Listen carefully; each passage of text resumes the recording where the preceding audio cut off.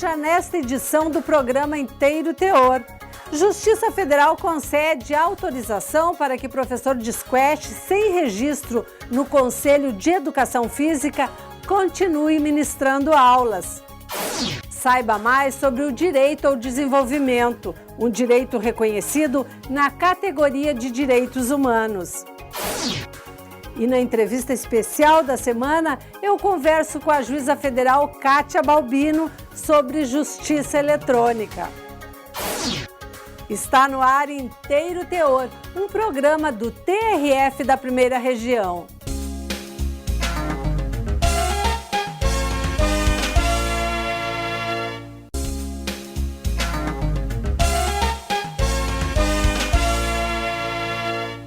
Justiça Federal concede autorização para que professor de squash sem registro no Conselho de Educação Física continue ministrando aulas. Esta não é a única modalidade de esportes em que profissionais vêm sendo impedidos de exercer suas atividades pelos conselhos de classe. Acompanhe na reportagem.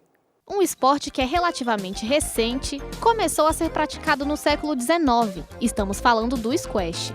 Ele surgiu na Inglaterra e de lá para cá a modalidade foi só melhorando, como explica este professor. O squash é um esporte bem dinâmico, é um esporte bem rápido. Ele é considerado por algumas revistas internacionais, não só aqui do Brasil, como o esporte mais completo para a saúde. O squash é muitas vezes confundido com o tênis. Eles falam que é o primo do tênis, né? Porque se assimila por ter uma raquete e uma bolinha, sendo que a raquete é totalmente diferente, muito mais leve. E a bolinha é uma bolinha de borracha, pequenininha mesmo, pinga bem menos, por isso que o jogo acaba ficando bem dinâmico e bem rápido. O squash cresceu nos últimos 20 anos, após ser inserido nos Pan-Americanos, mas nem todos concordam com a forma que esse esporte é ensinado. O Conselho Regional de Educação Física procurou a Justiça para impedir professores sem o registro e sem o curso. De acordo com a jurisprudência do Superior Tribunal de Justiça e do TRF da Primeira Região, professores de dança e artes marciais são isentos do registro no Conselho. O estudante não sai do curso apto a dar uma aula de squash, de tênis de mesa, de jiu-jitsu, de judô, de karatê, de dança, de yoga. O que os tribunais têm decidido é exatamente que, nesses casos, o registro não é exigível para esses profissionais. Diego é atleta e vice-campeão pan-americano da seleção brasileira de squash em 2009. Ele não tem formação em educação física, mas possui autorização da Justiça para continuar a dar aulas. Eu só ministro aulas de squash, sou jogador profissional de squash, então a minha área é raquete e bolinha, entendeu? Entrou na quadra, é comigo o negócio. É o que eu sei fazer e é o que eu vou ensinar para o resto da minha vida. Parte física, mesmo que seja parte física para o squash, que eu sei como faz, eu prefiro não tocar nesse assunto e passo para o meu profissional que tenha as certificações necessárias aí para prestar o serviço. Recentemente, outro professor de squash precisou recorrer ao judiciário para conseguir dar aulas. Ele chegou a ser impedido de exercer a profissão. Mas a 7ª turma do TRF da Primeira Região garantiu o direito do homem. O colegiado entendeu que existem habilidades de esportes que são adquiridas pela mera prática e não em faculdade de educação física. E o que se alegou basicamente foi que o curso de educação física não prepara o aluno, o graduando, a ministrar a aula de squash, que tem técnicas próprias, regras específicas, que só quem atua nessa área, nesse esporte, é capaz de transmitir para aqueles que estão interessados em aprendê-lo. Mesmo assim, o CREF insiste na necessidade do registro no Conselho e explica o motivo. O squash, especificamente, é um desporto? Sim, é uma atividade desportiva. Então, o profissional que ministra a atividade de squash, no entendimento do Conselho, tem que ter registro. O Espaço Bem-Estar do TRF da Primeira Região foi criado para proporcionar mais qualidade de vida aos servidores. O órgão oferece diversos tipos de esportes e danças. Um dos professores do espaço, que dá aula de jiu-jitsu, não vê necessidade do registro e discorda da exigência do CREF, mesmo ele tendo registro. Tenho registrado, mas não está ativo, porque não preciso estar ativo para artes marciais, entendeu? Então, é assim, uma coisa que você vai ativar se você estiver atuando na área, né? Como nas artes marciais eles não exigem isso, eu não ativei, está desativado no momento. Essa professora de dança do ventre acha a imposição do CREF absurda, pois, segundo ela, para se especializar em uma dança, é necessário fazer diversos cursos e buscar conhecimento fora, coisa que o curso de Educação Física não oferece, muito menos o CREF. Como é que um CREF vai me exigir que eu seja formada em Educação Física para dançar? Como eu estou falando, tem há 8 anos, ou mais até de 8 anos, que eu faço dança do ventre e desafio qualquer professor de Educação Física formado e com o seu CREF em mão a fazer um movimento de dança do ventre.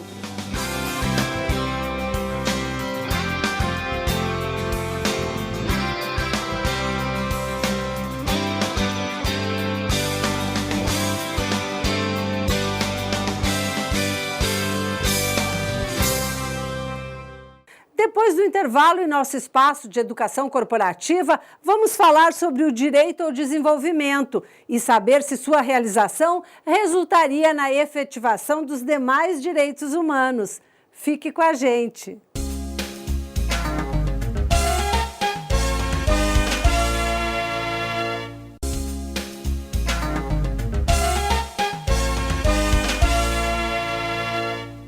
Você sabe o que é direito ao desenvolvimento? A consultora da Unicorp, Universidade Corporativa do TRF da Primeira Região, Cláudia Rezende, destaca este que é um dos muitos direitos reconhecidos na categoria denominada Direitos Humanos. Acompanhe a reflexão. Que tal conversarmos sobre o direito ao desenvolvimento?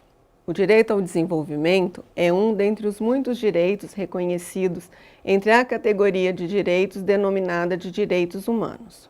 O direito ao desenvolvimento é sinônimo do direito ao crescimento econômico? Não. O direito ao desenvolvimento deve ser abordado de uma ótica interna e externa do ser humano, enquanto indivíduo que realiza a sua humanidade na sua vida social, onde é sujeito singular e coletivo de direitos. Visto de uma ótica apenas externa, o direito ao desenvolvimento pode ser associado ao desenvolvimento econômico, no sentido de crescimento econômico. Abordado e analisado de uma ótica interna do ser humano, o direito ao desenvolvimento configura a síntese de todos os direitos humanos e sua realização resulta na efetivação dos demais direitos humanos. O direito ao desenvolvimento é a síntese da experiência histórica de luta para o reconhecimento e a realização dos direitos humanos. O direito ao desenvolvimento passou a integrar o rol de direitos humanos depois da Declaração sobre o Direito ao Desenvolvimento de 1986, adotada pela Resolução 41.128, de 4 de dezembro de 1986 da ONU. Neste ponto, é importante lembrar que as questões essenciais relacionadas ao desenvolvimento polarizam o mundo entre os países do Norte e do Sul. Os primeiros resistem em reconhecer o direito ao desenvolvimento e os últimos reivindicam o reconhecimento do direito ao desenvolvimento como uma categoria dos direitos humanos. Como o direito ao desenvolvimento configura a síntese de toda a experiência histórica pela realização dos direitos humanos, as reflexões sobre o direito ao desenvolvimento devem ser acompanhadas e enfrentadas juntamente com os conceitos de democracia. A democracia, quando analisada conjuntamente com o direito ao desenvolvimento, deve ser examinada no seu aspecto substantivo e não apenas formal. A democracia abordada de uma ótica apenas formal se esgota no reconhecimento constitucional de direitos políticos, ou seja, o direito de participar das decisões do Estado, seja numa democracia com feições representativa ou direta. Porém, a democracia abordada de uma ótica substantiva gera obrigações positivas para o Estado e toda a sociedade de permitir o acesso de todos às conquistas da sociedade. É este o compromisso com a realização da justiça social. A realização da justiça social é a efetivação do direito ao desenvolvimento. Até um próximo encontro.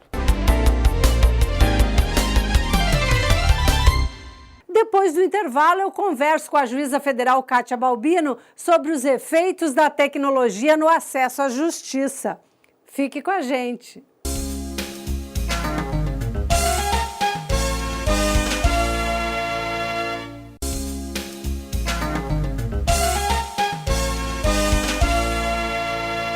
Em nossa entrevista especial da semana, eu converso com a juíza federal Kátia Balbino, da terceira vara da Seção Judiciária do DF, sobre tese de mestrado apresentada em Montreal, no Canadá, que tem como título Justiça Eletrônica, os efeitos da tecnologia no acesso à justiça e na celeridade processual. Vamos começar falando, doutora Kátia, da escolha do tema como tese, um tema bastante atual.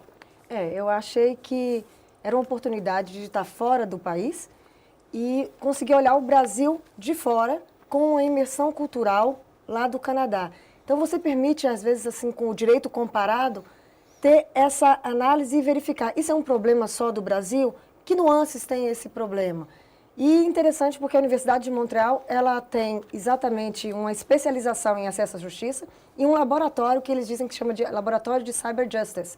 Então, era tudo que eu gostaria de falar depois de vários anos também, assim, desenvolvendo sistemas, auxiliando na corregedoria, participando em vários grupos no CNJ, no CJF, tudo em volta do tema do uso de tecnologia na justiça. E por que a senhora escolheu o Canadá? O Canadá, especialmente a Universidade de Montreal, tem essa peculiaridade e eu tinha uma oportunidade de estar lá e de, inclusive, também desenvolver em outra língua. Eu posso falar que desenvolver o conceito de justiça em inglês, em francês ou em português não é a mesma coisa. Os conceitos são diferentes, palavras até inexistem de uma língua para outra. E realmente o Canadá, o Montreal é uma cidade muito multicultural, onde nós podemos não só vivenciar a cultura do Canadá, como também ter a oportunidade de dividir com pessoas de outros países.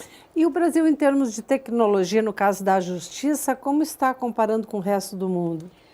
Por incrível que pareça, eles não esperavam isso, nós somos bastante avançados. Bastante avançados, talvez pela forma brasileira de arriscar um pouco mais. No Canadá, para qualquer coisa ser implementada, ele precisa de muita aprovação, ele precisa de muita segurança. Aqui no Brasil se arrisca mais. E também uma das coisas que eu ouvi falar e que parece ser interessante é o fato de haver um certo desenvolvimento e uma intenção de melhoria de países em desenvolvimento para melhorar, inclusive, o investimento externo em relação ao Brasil com a melhoria do judiciário. Agora, nesse aspecto de melhoria do judiciário, a senhora aborda os efeitos da tecnologia no acesso à justiça e na celeridade processual. Vamos separar as duas coisas. Primeiro, o acesso à justiça, porque neste mundo globalizado, no Brasil nós temos uma imensa diferença entre as pessoas que têm acesso a computadores e as que ficam alheias, não têm nem acesso à computação, elas ficam, digamos assim, elas não têm como acessar a justiça dessa forma mais ágil. É interessante que no meu estudo eu comecei primeiro analisando o problema do acesso à justiça. E quando você vai estudando sobre aquilo, você vê que as preocupações não são no Canadá, não são no Brasil, são globais. Todo mundo tem essa preocupação, todos os países passam por esse problema, com algumas nuances diferentes, mas todos passam por motivos os mesmos, de custos, de problema de defensoria pública, problema de custo de advogado. Então, todos os países passam, tem comunidades que não têm o mesmo acesso e isso é analisado no começo dentro só do aspecto do análise de justiça, inclusive voltando ao projeto Florence, que nasce em 1978, então veja o assunto, né, remonta bem lá para trás, e aí eu trago exatamente uma atualização dentro da globalização. Qual é o efeito disso na globalização? Qual é o efeito disso onde aqui no Brasil a gente imagina assim, todo mundo tem um celular, então seria fácil para todo mundo acessar a justiça, todo mundo transita muito bem num banco eletrônico. Então, se transita num banco eletrônico, num processo, num celular, será que eles não poderiam transitar também num processo eletrônico? E aí mas eu tenho várias preocupações e vi que lá no Canadá eles têm muitas outras preocupações, inclusive de não colocar o meio eletrônico como um único meio. Porque colocar o meio eletrônico como único meio poderia cercear a justiça. E exclui também muitas pessoas. E eu vi uma frase muito interessante que foi, assim, de qualquer jeito, uma situação. Nós não deixamos de escrever em papel porque nós temos uma parcela da população que não é alfabetizada. Então, nós também não vamos deixar de usar os meios eletrônicos porque uma parcela da população não acessa. Nós vamos tentar viabilizar que essa parcela da população seja bem-vinda a um mundo digital. Então, o mundo digital também tem que chegar para essas pessoas e não o mundo digital deixar de existir na justiça. Na verdade, nós temos que trabalhar. Na verdade, são os analfabetos eletrônicos. O analfabeto eletrônico ele tem dois tipos. O analfabeto eletrônico porque ele não vai conseguir um acesso porque é caro, ou o analfabeto eletrônico porque ele, na verdade, tem uma rejeição.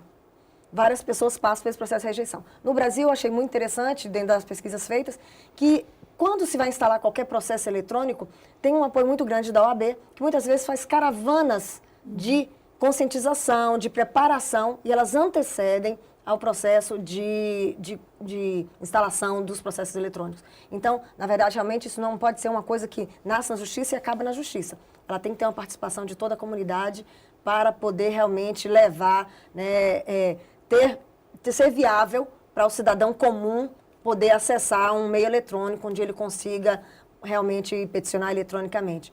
E o que a gente viu também na nossa experiência na primeira região é que você pode ter um meio intermediário, o processo eletrônico, mas aquela pessoa que não tem acesso ao processo eletrônico, ela vai ter um apoio dentro da justiça que vai viabilizar o processo eletrônico para ela. Então, e o TRF da primeira região tem sido pioneiro nessa área eletrônica. A gente tem vários projetos que foram implantados, alguns que estão em andamento. Agora, por exemplo, a gente comemora 1 ano da implantação do SEI. Como a senhora vê essa atuação do TRF no sentido de dar mais agilidade processual, investindo no processo eletrônico?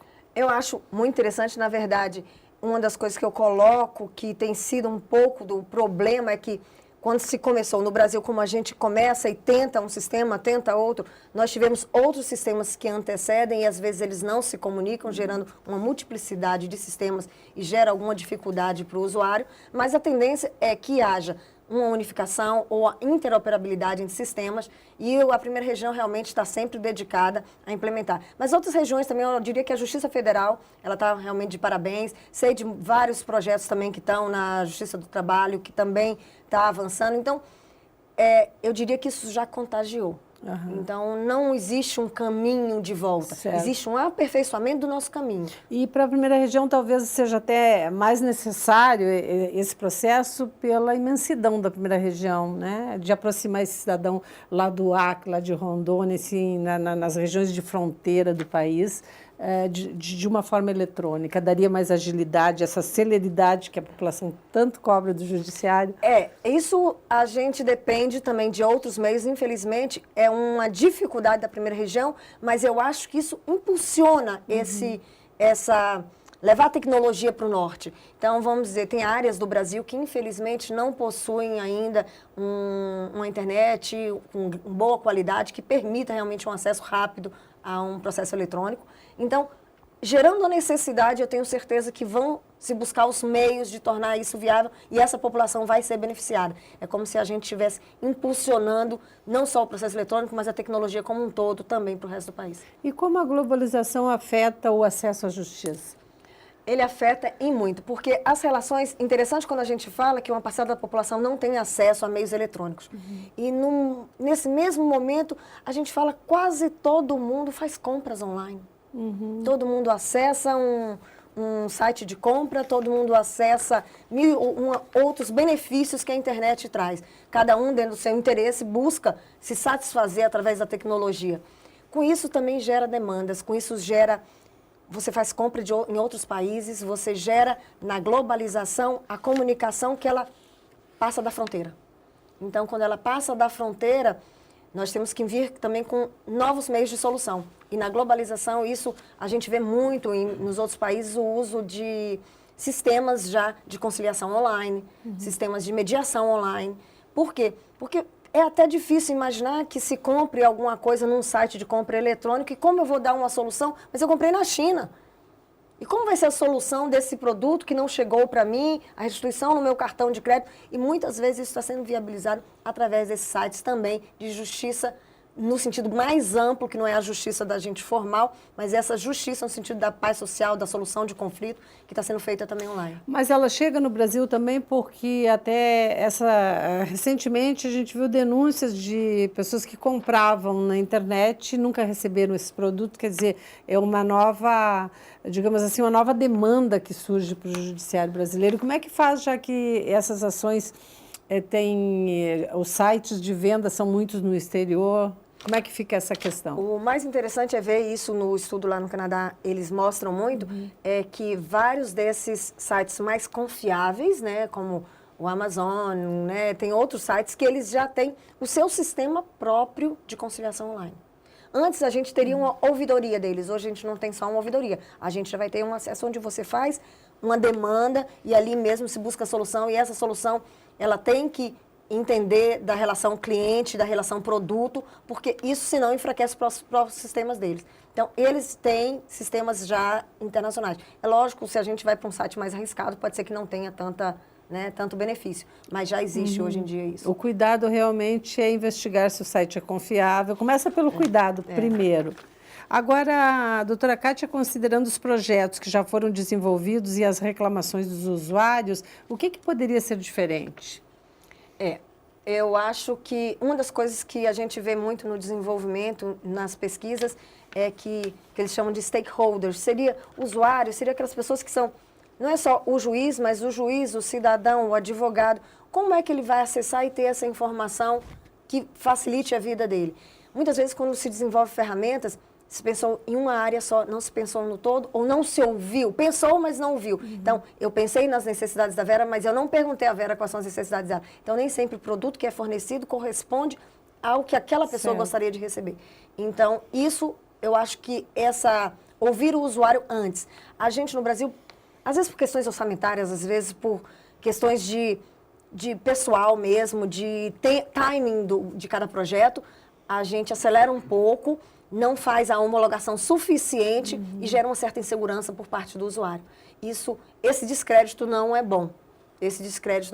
E também alguns sistemas no Brasil, eles exigem, por exemplo, certificação digital. Eu diria que hoje eu ainda não considero que a certificação digital é uma bique na mão de todo mundo. Então, seria então a certificação digital uma forma de limitar o acesso? Tem que se ter cautela em certos avanços para também não evitar avanços e retrocessos, né? Porque o retrocesso dá sempre uma sensação de que não foi bem pensado, não houve uma gestão prévia daquele sistema antes da sua implementação. Então, eu acho que ouvir os usuários, com certeza, e pensar nos efeitos daquele projeto é algo assim que evita que a gente fique sempre tentando só resolver o problema que surge pontualmente. Certo. Agora, uma última pergunta, então, o que esse estudo apresenta de novo no atual cenário da justiça eletrônica? A ideia nossa era, primeiro, mostrar um histórico do que existe no Brasil. Lá eu fui procurada para dizer o que existia sobre o Brasil, porque não existe nada a não ser em português, e muita coisa que existe em português existe vinculada ao processo civil, processo eletrônico, e não vinculada ao acesso à justiça ou vinculada à ideia de celeridade processual. É mais vinculada à ideia de processo. E eles não tinham nenhuma atualização do que acontece no Brasil. Então, eu cuidei de fazer um histórico da nossa legislação, de como foi a evolução legislativa também, e como foi a evolução do desenvolvimento de alguns projetos que foram implementados no Brasil, mostrando alguma crítica, alguma correção de percurso que foi feita, para evitar que se repita isso. E também para mostrar que o fato da gente ter que, às vezes, também corrigir um percurso, não significa que aquele projeto não deu certo. Ele deu certo no seu tempo, ele deu certo enquanto ideia, ele deu certo enquanto semente, para fazer com que se faça sempre melhor e mais. Agora, sempre gratificante uma experiência no exterior. Como é que foi? Eu achei que foi ótimo, porque você volta com um pouco da teoria, você volta com aquela sensação de que o problema não existe só no Brasil, você volta com uma ideia de o que é que eu posso fazer de diferente para gerir o meu serviço. Então, a ideia toda de olhar tudo isso é pensar como isso pode refletir no acesso à justiça, porque a gente pensa acesso à justiça não é só entrada. Entrada sem saída não é acesso. Uma entrada na justiça que vai demorar 20 anos não pode ser considerada acesso nunca. Então, o acesso é acesso a um provimento jurisdicional justo, no tempo certo. Então, me gerou alguma angústia, né? Porque eu talvez buscasse uma solução mais pronta em algum lugar e não existia uma solução pronta, eram outras pessoas pesquisando e tentando achar as mesmas soluções, mas tem sempre uma ideia que a gente possa importar e possa modificar e melhorar o nosso dia a dia no trabalho. Certo, muito obrigada pela participação e volte sempre no Inteiro Teor. Muito obrigada. Obrigada.